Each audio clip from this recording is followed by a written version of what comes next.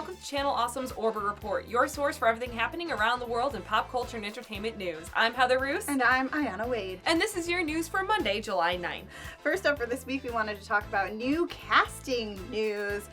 Star Wars Episode 9 has a cast of 1 for now. Not really. They've just added 1 to their cast. So the first confirmed cast member is going to be Keri Russell, joining the Star Wars universe. Interesting. I'm very excited. However, we don't have that much information on which character she's going to be playing, if this is an already established character of the universe, or if it's a new one. What we do know is that in the release, it has been stated that it is a heavy action fight scenes that she's going to be doing. Ooh. So that's awesome. no, I'm very excited about that.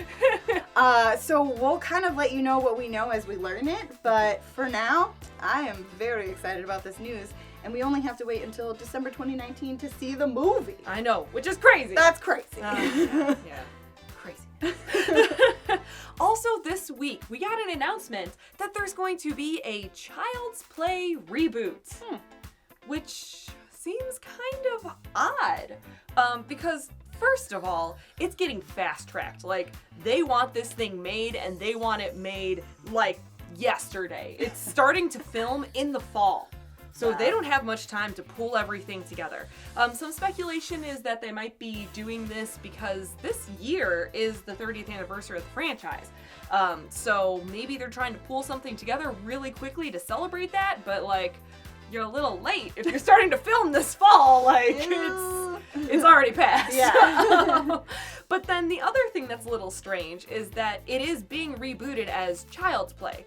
And it's been the Chucky franchise now for a while. Yeah. I mean, I'm not huge into horror, but from what I was picking up on and reading, like, it's still kind of going on. They've been doing direct to DVD and on-demand stuff for a while now, and they've been doing fairly well. Yeah. The franchise has actually kept the same continuity since the 80s. So they've been keeping it up. They've been producing some films still, like in 2017, I think was one of the latest ones that was released. And now they're just gonna reboot it. And that's what they were calling it. The studio was calling it a reboot. This is another interesting thing, with a new technologically advanced doll. But why? Evil is evil. Evil is evil, man. If there's a tiny doll running at you with a knife, it doesn't really matter if he also has a laser beam. The fact that a doll is chasing after you is the creepy part. Right! And I think it's almost even creepier if it's not technologically advanced. Yeah. If it's kind of creepier if it's an older toy. Right. Because it has to be more creative with how it's gonna kill you. Yeah. You can't just like sync up with your smart home and set your house on fire or something. Like, they have to physically come after you with a knife. Yeah. In order, It's that chase. It's the chase that's the scary part. Right, right. Yeah. I'm not sure why that makes it scarier, but meh. Right. I don't know. I guess we'll just have to wait and see for more news about this, but it didn't seem like it was received pretty well. And I can understand. Right. There's some history, and it's been following the same continuity since the 80s. So why step on in here and reboot it? I don't know. We're just gonna have to see. It reminds me of the Blair Witch reboot a little bit, and or sequel, I guess, where they had, the thing that made the original Blair Witch so scary is that there was almost a blur between if it was real or not. Not seeing the monster was really scary, like what's chasing you, it's that suspense. And then the new one didn't really have that anymore, and so they had to make up with it with all these technological, like, cameras and angles and everything, and so it kind of feels like that, and like a bit of that magic is lost. Right. Yeah. I don't know. If any of you are fans of the Chucky series franchise, let us know in the comments below what you think, because I'm not positive. Also this week, we got an announcement, and also why I'm wearing this hat, because there's gonna be a live-action Gundam movie, guys. It's happening! So this week at the Anime Expo, Sunrise made an announcement that they are co-producing a live-action movie with Legendary Pictures, which seems awesome, but also seems like it can go terribly wrong very fast. I mean, we've seen some interesting American anime remakes of movies. So I'm hoping it's not going to be like that. My little Gundam fanatic heart hopes that it's going to be wonderful.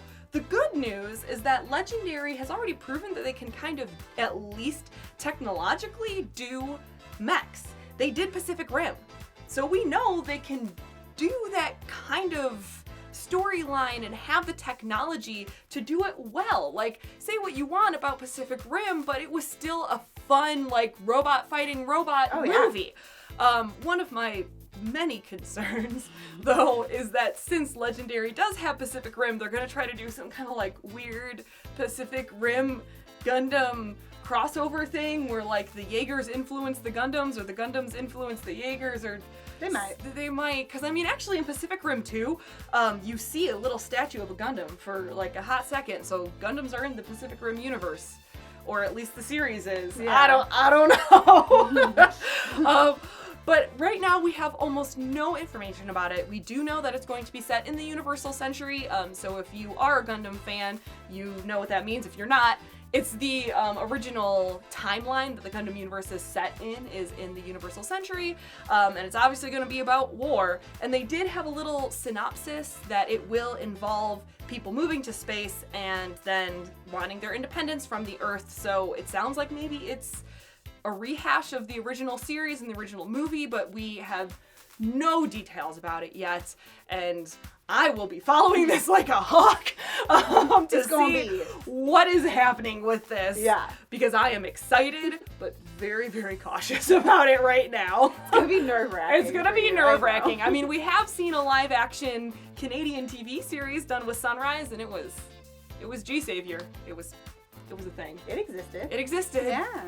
It happened. It was not good. Don't look it up. It's fine. No. It's cool if you missed it. Yeah, it's fine if you missed it. Oh well. So, yay! But also, ugh, is what I'm coming away with this from. Also announced this week, HBO has ordered a pilot for the series Los Spookies, which is going to be a Spanish language series on HBO, brought to you by Fred Armisen and Lorne Michaels, which I love everything involved so far. All of those checking a bunch of boxes for me. Fred Armisen is going to be writing, co-executive producing, and also he's starring in it, playing Tico. And Lorne Michaels is co-executive producing it.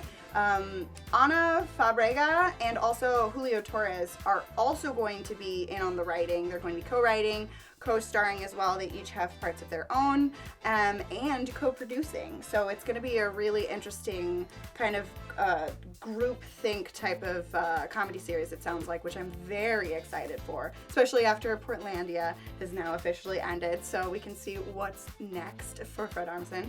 And this series was originally billed as Mexico City, Only Good Things Happen.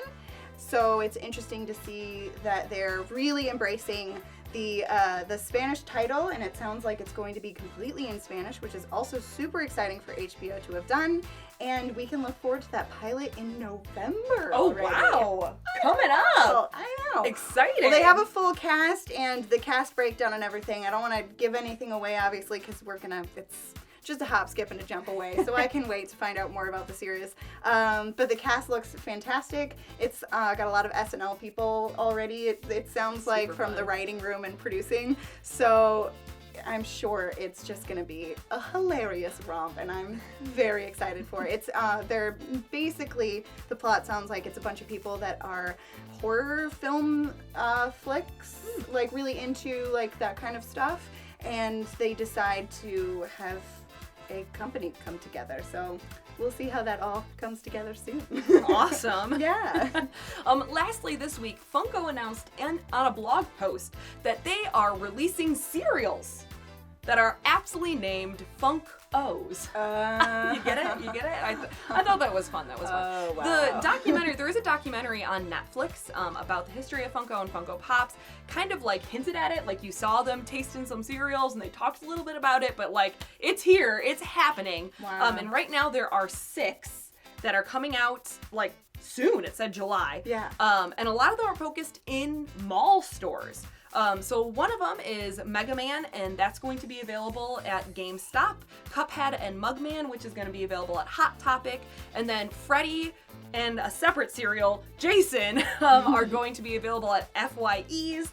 Gollum, like Lord of the Rings, is going to be available at Box Lunch. And then lastly, Freddy, like the mascot of Funko Pops, is going to be available on their website. So we'll have to maybe try some cereals. Let's do a taste test! Yes! Of some Funkos. Exactly. Collectors, get to it. We know you're going.